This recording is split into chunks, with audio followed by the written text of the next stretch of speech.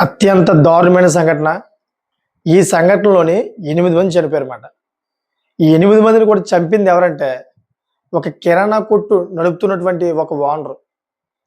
సర్వసాధారణంగా కిరాణా కొట్టు నడుపుకున్న వ్యక్తుల్ని మనం ఇంత కఠినమైన మనసు ఉన్నటువంటి వ్యక్తుల్ని ఎక్కడ చూడం మనం.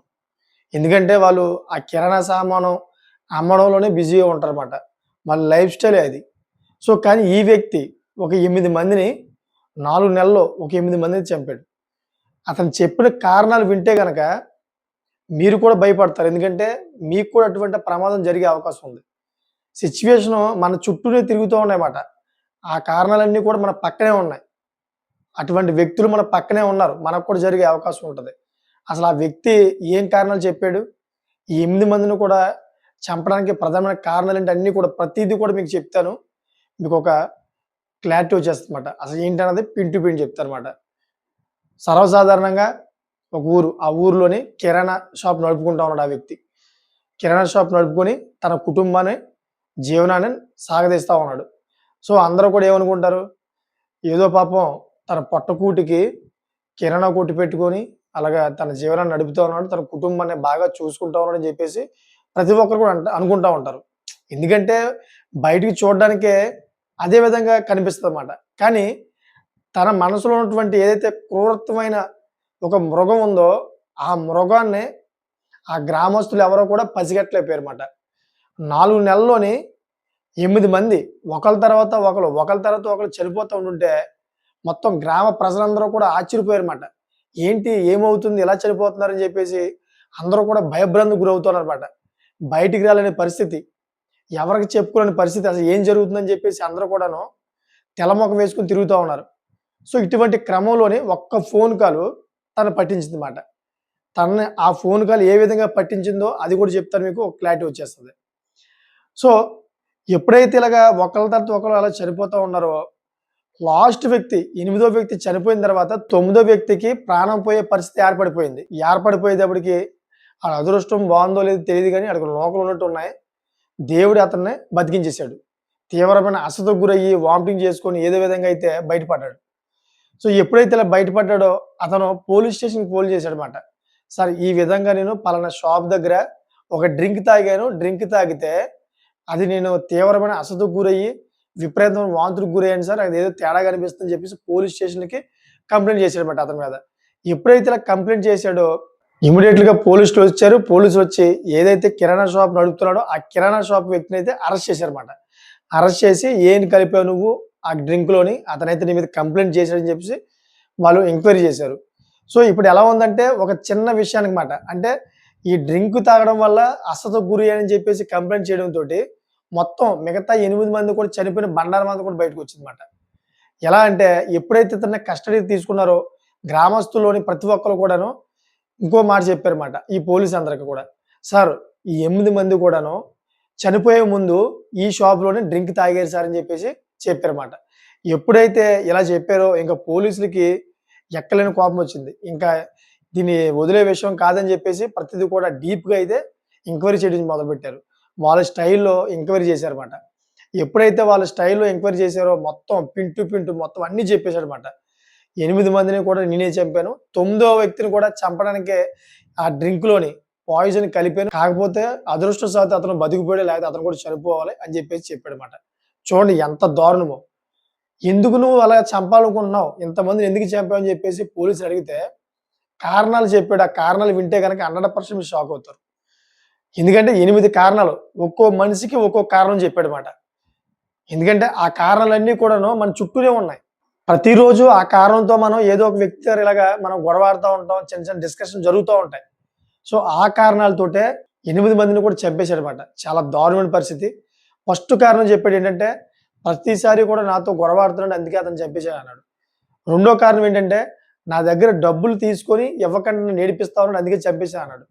మూడో కారణం ఏంటంటే, అధిక మొత్తంలో నేను డబ్బులు తీసుకున్న అతని దగ్గర అత్తమాటు నన్ను వేధిస్తా ఉన్నాడు అందుకనే నేను చంపేసా అన్నాడు. ఇంకా నాలుగో కారణం ఏంటంటే, నా భార్య వైపు కొంచెం తప్పుగా చూస్తా ఉన్నాడు అందుకే అతన్ని చంపేసానన్నాడు. ఇంకా ఐదో కారణం వచ్చి చూస్తే గనక అతను లోకల్‌గా అయితే పొలిటికల్ ఇష్యూస్ ఏవైతే ఉంటాయో పల్లెటూరులోనే ఉంటాయి కదా! ఈ గ్రామాల్లోని. ఈ పొలిటికల్‌గా అయితే నాకు కొంచెం చెడ్డ పేరు తీసుకొస్తా ఉన్నాడని చెప్పేసి ఐదో కారణం చెప్పాడు. ఆరో కారణం చూస్తే గనక ఇతను నా కుటుంబాన్ని, నన్ను కూడా చంపేయడానికి క్షుద్ర పూజలు చేశాడు. చేతబడులుగా చేస్తా ఉన్నాడు. అందుకని ఇతన్ని చంపేశా అన్నాడు. ఏడో కారణం చూస్తే గనక నా కొట్టు దగ్గర డబ్బులు గట్టా వాడి, ఆ డబ్బులు గట్టా ఇవ్వకుండా తిరిగి నాతో గొడవాడుతా ఉన్నాడు. అందుకని నేను చంపేశా అన్నాడు. ఎనిమిదో కారణం చూస్తే చాలా విచిత్రమైన కారణం మాట. ఈ కారణం ఎలా ఉందంటే, ప్రతిసారి నన్ను ఎటకారించడం, నలుగురిలో నన్ను నవ్వుల పాలు చేయడం, నా మీద డైలాగులు కొట్టడం, ఒక చిన్న చూపుగా చేసి నన్ను అవహేళన చేస్తా ఉన్నాడు. అది తట్టుకోలేక అయితే అతన్ని చంపేశారు. తొమ్మిదో వ్యక్తి కూడా ఈ విధంగా నాతోటి మిస్‌బిహేవ్ చేయడానికి ప్రయత్నం చేశాడు. అందుకే అతను కూడా చంపేయడానికి నేను ప్రయత్నం చేశా అని చెప్పాడన్నమాట. చూడండి, ఒకసారి ఆలోచించండి. ఇతను చెప్పిన కారణాలు ఎలా ఉన్నాయంటే, ప్రతిరోజు నిత్యం మనం ఎవరో ఒకరితోటి ఏదో ఒకటి చిన్న చిన్న మిస్‌బిహేవ్స్ గట్టా అవుతా ఉంటాయి. ఆర్గ్యుమెంట్ కూడా జరుగుతా ఉంటాయి. అయన్నీ కూడా లైట్ తీసుకొని వదిలేస్తాం మనం. అక్కడితోనే వదిలేస్తామట. కానీ ఈ వ్యక్తి మాత్రం అక్కడితో వదిలేలా.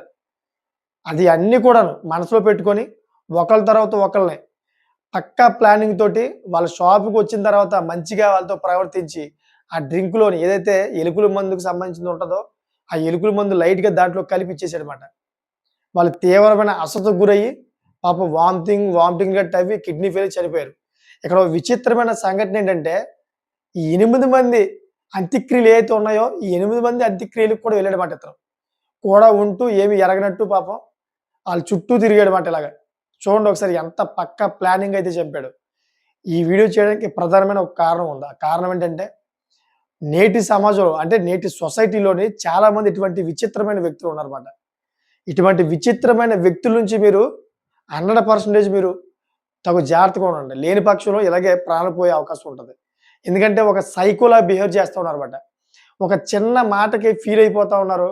అదేమో మనసులో పెట్టుకుంటా ఉన్నారు. ఏదో విధంగా అయితే దాన్ని బదులు తీసుకోవాలని చెప్పేసి చాలా రోజులుగా అయితే ఇలాగ ఆలోచిస్తా ఉంటారన్నమాట. వాళ్ళే సైకో అంటారు. ఎందుకంటే సైకోనే చిన్న చిన్న విషయాలకే ఫీల్ అయిపోవడం, మనసులో పెట్టుకోవడం, ఇటువంటి పనులు చేయడం కూడా చేస్తా ఉంటాడు. అందుకనే ప్రతి ఒక్కరు కూడా తగు జాగ్రత్తగా ఉండండి. సిల్లీగా మాట్లాడొద్దు. వేరే వ్యక్తులు ఎవరైనా గానీ, లేదా మీకు తెలిసిన వ్యక్తులైనా గానీ, మీ ఫ్రెండ్స్ అయినా గానీ, వాళ్ళతో సిల్లీగా మాట్లాడొద్దు. ఎందుకంటే ఇప్పుడు ఉన్నటువంటి పరిస్థితి ఎలా ఉందంటే, ప్రతి ఒక్కరు కూడాను మెంటల్‌గా అయితే కొంతమంది అప్‌సెట్ అయ్యారు. కొన్ని సోషల్ మీడియా వల్ల, కొంతమందయితే ఈ చదువుల వల్ల, కొంతమందయితే ఇంట్లో పరిస్థితులు బాగోక వల్ల, ఇప్పుడున్న పరిస్థితుల్లో చాలామంది మెంటల్‌గా అయితే సరిగ్గా లేరుమాట. వాళ్ళు మనం ఒక చిన్న మాట నవ్వుతూ ఒకసారి ఎటకరించినా గానీ, ఆ మాటను వాళ్ళు తీసుకోలేరుమాట. తీసుకోలేకుండా దాన్ని మనసులో పెట్టుకొని, రేపన్న రోజు ఏ విధంగా నీకు నష్టం చేయాలని జెప్పేసి, ప్రతిరోజు మీ గురించి ఆలోచిస్తా ఉంటారన్నమాట. అటువంటి వ్యక్తులు ఎక్కువైపోయారు. అందుకనే ప్రధానంగా ఈ న్యూస్‌ని తీసుకొచ్చి మీకు చెప్పడం జరుగుతుందన్నమాట. ఎందుకంటే మీరు తగు జాగ్రత్తగా ఉండి, ఇటువంటి వ్యక్తుల నుంచి చాలా దూరంగా ఉంటారని. చాలా బాధాకర విషయం. నిజంగా పాపం ఆ గ్రామంలోని 8 మంది కుటుంబాలు రోడ్డున పడ్డాయి. ఆ 8 మంది కూడా పాపం పెద్ద వ్యక్తులే. అంటే ఒక కుటుంబానికి యజమాని లాంటి వాళ్ళమాట అందరూ కూడాను. మరి అంటే అలాగే 8 కుటుంబాలకి 8 యజమానులు చనిపోయారు. మొత్తం 8 కుటుంబాలు కూడా అనాథలైనట్టే కదా! వాళ్ళ భార్య పిల్లలు పాపం ఈరోజు ఎటువంటి పరిస్థితుల్లో ఉన్నారో ఒకసారి ఆలోచించండి. ఒక చిన్న విషయానికి అతను మనసులో పెట్టుకొని ఈ విధంగా చేసాడంటే, యావత్ భారతదేశం అంతా కూడా షాక్ గురవుతున్నారన్నమాట. ఈ వార్త చాలా బాగా వైరల్ అయిందన్నమాట. ఎక్కడ పడితే అక్కడ సోషల్ మీడియాలో కూడా ప్రతి ఒక్కరు కూడా దీని గురించి చర్చించుకుంటా ఉన్నారు. ఎందుకంటే చాలా విచిత్రంగా ఉంది. ఫస్ట్ టైమ్ నేను కూడా ఈ విధంగా ఇలా కూడా చంపుతారా అని చెప్పేసి నిజంగాను ఫస్ట్ టైమ్ చూశాను. ఇప్పటిదాకా మనం చాలా సినిమాలు చూసాం. ఆ సినిమాల్లో కూడా ఇటువంటి క్రైమ్ థ్రిల్లర్, సస్పెన్స్ ఎక్కడెక్కడ లేవు. మరి ఇంత సస్పెన్స్ తోటి సినిమా కూడా రాలేదన్నమాట. కానీ ఈ వ్యక్తి నిజ జీవితంలోనే ఇటువంటి క్రైమ్ థ్రిల్లర్, సస్పెన్స్ మొత్తం అందరూ కూడా చంపేసి సస్పెన్స్‌గా అయితే కథ ముగించాడు. లాస్ట్‌కి దొరికిపోయాడన్నమాట. చట్టం ఎవరిని వదిలిపెట్టదు. ఎప్పటికైనా దొరకవలసిందే. సో చూసారు కదా! దీని మీద ఒక మంచి కామెంట్ చేయండి. నేటి సొసైటీలో ఇటువంటి వ్యక్తులతోటి ఏ విధంగా మనం జాగ్రత్తగా ఉండాలి? చాలామంది ఎదుటి వ్యక్తి యొక్క భావజాలం తెలుసుకోక వాళ్ళతోటి చాలా సాన్నిహిత్యంగా ఉంటారన్నమాట. వాళ్ళు ఏమనుకుంటున్నారో కూడా అర్థం చేసుకోకుండా కొన్ని మాటలు వదిలేస్తా ఉంటారు. ఆ వ్యక్తులు లైట్ తీసుకుంటారులే అనుకుంటారు. కానీ ఆ వ్యక్తులు మనసులో పెట్టుకొని తర్వాత దాన్ని రివెంజ్ తీసుకోవాలని చెప్పేసి విధంగా ఉంటారని చాలామందికి తెలీదు. వాళ్ళకి తెలిసే విధంగా అయితే కామెంట్ చేయండి. ఎందుకంటే చాలామంది వీడియో చూడడానికి వస్తారు. కామెంట్లు గట్టా చదువుతారు కాబట్టి ఎంతో కొంత వాళ్ళకి ఉపయోగపడుద్దని చెప్పేసి కామెంట్ చేయమని చెప్తా ఉన్నా. చూసారు కదా! ఇటువంటి లేటెస్ట్ ఇన్ఫర్మేషన్ ఎప్పుడు కూడా ముందుకు తీసుకొస్తా ఉంటా. ఇంకో విషయం మీకు చెప్పడం మర్చిపోయాను. ఇదంతా కూడా ఎక్కడ జరిగిందంటే ఛత్తీస్‌గఢ్‌లో జరిగిందన్నమాట. ఛత్తీస్‌గఢ్ ఇదంతా కూడా జరిగింది.